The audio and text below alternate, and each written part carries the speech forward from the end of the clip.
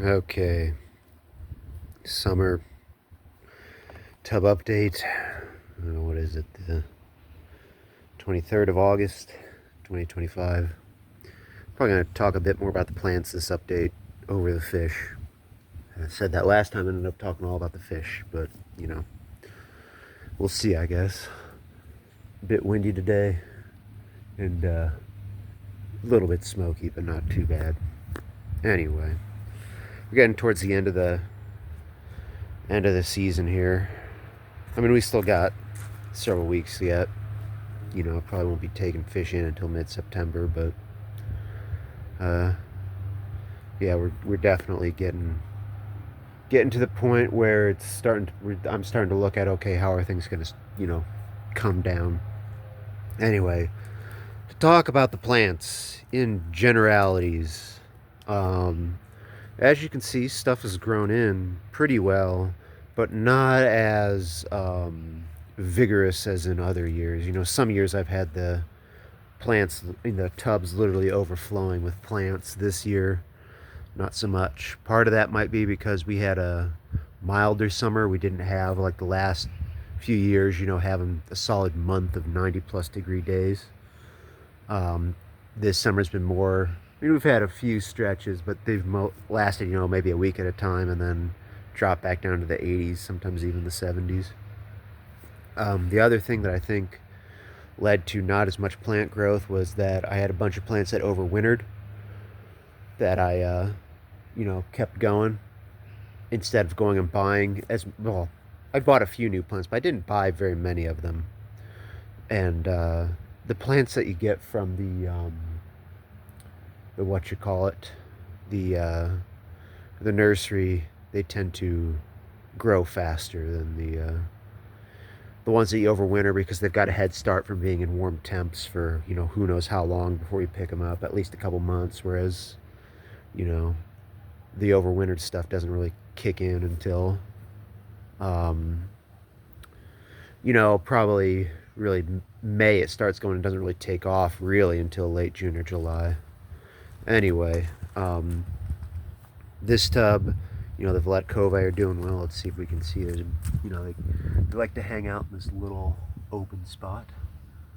I don't know if you can see them or if it's even focusing properly on them. But yeah, Vladikova are doing good. But this Xanthodacia, which I tried to overwinter as a, cut off the top and tried to overwinter as a dormant tuber last year. The tuber rotted, but there was a little bit that didn't rot that I replanted and it grew back. So this winter I'm not going to cut it up. I'm just going to overwinter it whole under a light. In general, and we'll see this in the other tubs, the Juncus, which I've tried, I had a couple years where it would overwinter, but then I had several years where it didn't, and it overwintered this year in both types of Juncus. The straight variety, which is Juncus inflexus, and then the corkscrew variety, which is Juncus effusus, aka the soft rush. There's actually a straight, soft rush normally grows in a straight variety like the inflexus, but there's a natural mutant that is the corkscrew that is what I've got, and all those came back really well and grew in thick. Unlike my creeping jenny, there's some creeping jenny plants that really grew in back well, and normally the creeping jenny by this point of the year should be cascading out out of these pots into the tubs, and there's a few of them where it does that, but most of my creeping jenny just didn't take off. It's just barely getting by, and maybe next year I might have to go and buy new creeping jenny plants and get them going again, because yeah, this is like, just look at all these creeping jenny that are just barely getting by. This one, I guess it did okay, but I would expect this plant to be have multiple tendrils in the water, and same with this one. So they came back okay, but they didn't go that great. Yeah, what else? You look here at the Halloween medakas in this tub, and they're doing good. Really, these guys have really grown out. Most of them are at the size where they are gonna be ready to sell when I take them in. And then the ones that aren't, by the time I take them in, should be at least 3/4 of an inch, which is kind of my lower limit for selling size. Over here in this tub, you can see we also have, you know, the Halloweens growing out. They're just starting to color up. These guys, the bigger ones you're seeing are selling size, but there's still, as you can see, a bunch of the smaller ones. But I'm hoping that over the next few weeks, I'm going to continue feeding them hard, and then grow it. You know, they'll grow out, and then I'll get, you know, a bunch of they'll all be, or at least most of them will be sellable size. What you call it, this Lobelia cardinalis, it's a new plant I've done this year. I do like it quite a bit. I planted it relatively shallow. I think next time if and when I keep it again, I'm going to try to overwinter it. If and when I do it again, I'm going to plant it shallower. You know, not shallower, the opposite, deeper. I'm going to plant it deeper and maybe do bigger pots because it kind of, like the one pot in the back it was falling out of, and this pot, you know, it's kind of, some of it's fallen over it, as you can see. But, you know, nice flowers, nice orange foliage. So something that really pops. As for the mints, with the exception, so I had a bunch of mints that overwintered over the winter, and only this spearmint really grew like I would expect, like I expect the mints normally to, because I usually buy new ones every year. So this spearmint grew really well, but the other mints that I overwintered only came back, you know, somewhat okay. Like this Thai mint, you know, it looks good now, but it was pretty weak, most of it. And then this, which I think is another spearmint, this is actually a volunteer spearmint. That one actually at least flowered. And then this peppermint, which I thought was going to come back good. I mean, it came back okay, but not like, you know, normally I have the mints, they're literally spilling out of the pots. They're like that, that orange mint back there, and I just haven't had that this year. And I think part of that's from using these overwintered ones. So some of these that just barely overwintered, I probably will not be continuing to work with next year. The water celery, also, I mean, I've had mixed results with this stuff. I mean, it always grows okay, but, you know, sometimes, and even in the same year, different tubs, some tubs it would get, you know, massive and almost start taking over half a tub. And this year I didn't have any of that. It's kind of, for the most part, came in okay in the various tubs I've had it in, but not anything particularly strong. Let's see, maybe the turtle will take a peek here if I'm standing here thinking he's going to get fed. There's some more of these Halloweens. These guys are getting really big. These guys, most of these guys are over an inch, and you can see just how, well, if it focuses, you can just see how nice they're looking. They're really coloring up, and you can see the white and black ones have got that nice kind of bluish sheen to them. I'm very excited to work with those for next year. The chameleon plant grew back okay.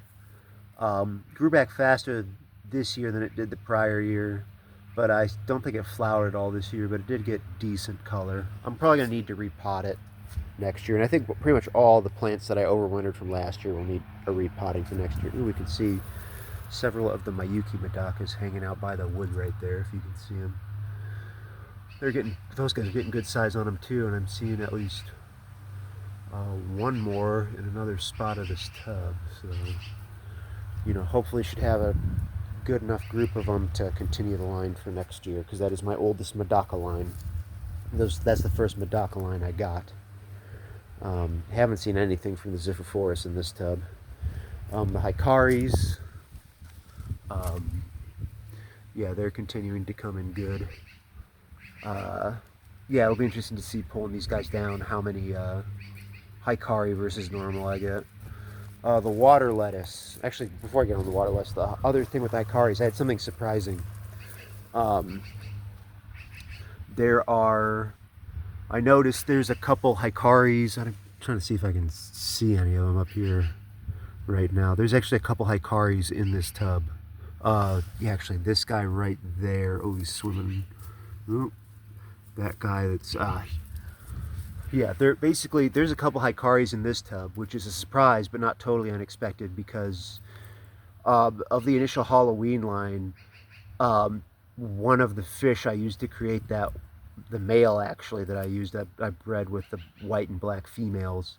He was an orange het Hikari, so not surprised that some of these guys have the Hikari gene in them. So those will be included in the Hikari project for next year. But anyways, the water lettuce, um, it's been, well, really, it's really more important to talk about the water lettuce and the algae together.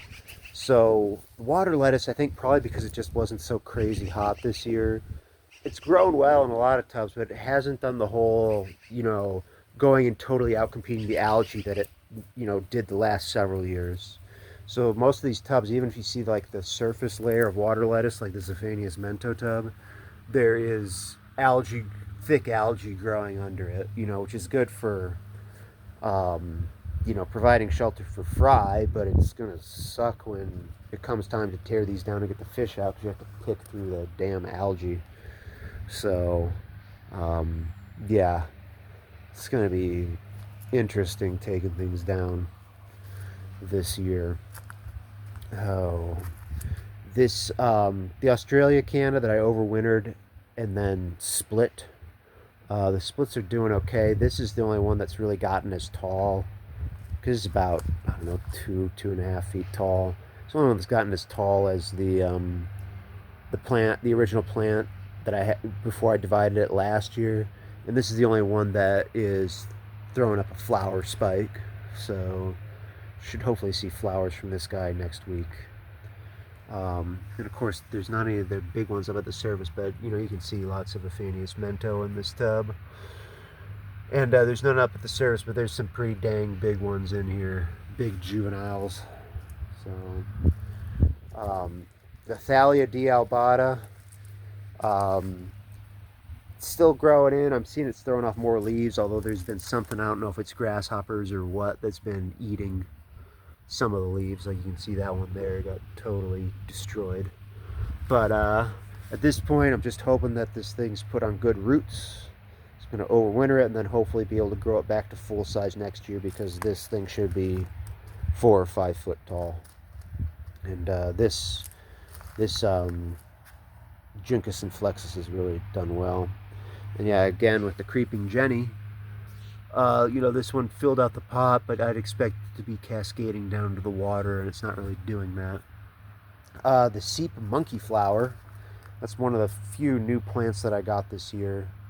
I guess it's grown in okay, but it kind of has died back, in the season, although it is kind of throwing off into the water these runners, kind of like the watercress that I had did.